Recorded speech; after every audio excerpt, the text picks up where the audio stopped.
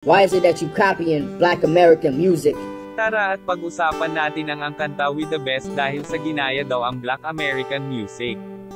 Grabe manggaya daw ang X-Battalion, walang originality. Welcome to Sikat Story.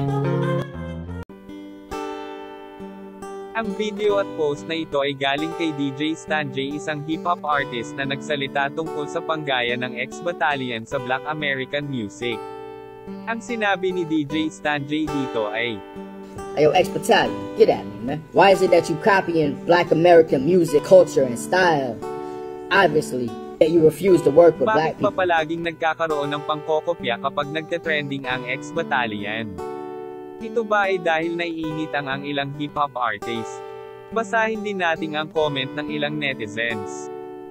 Basahin nga maigi ang title.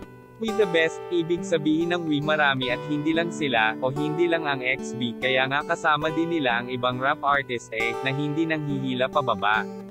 Masyado na malaki magagastos nila pag nagsama pa sila ng mga Black American hip-hop artist.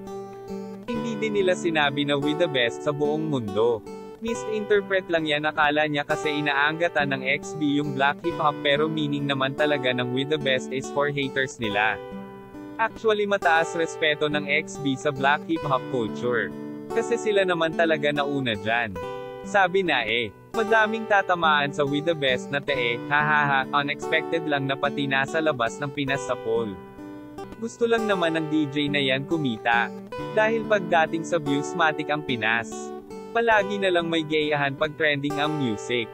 Sana ay suportahan na lang natin. Comment nyo kung anong reaction nyo dito.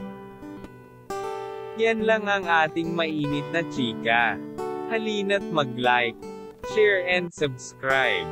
Thank you.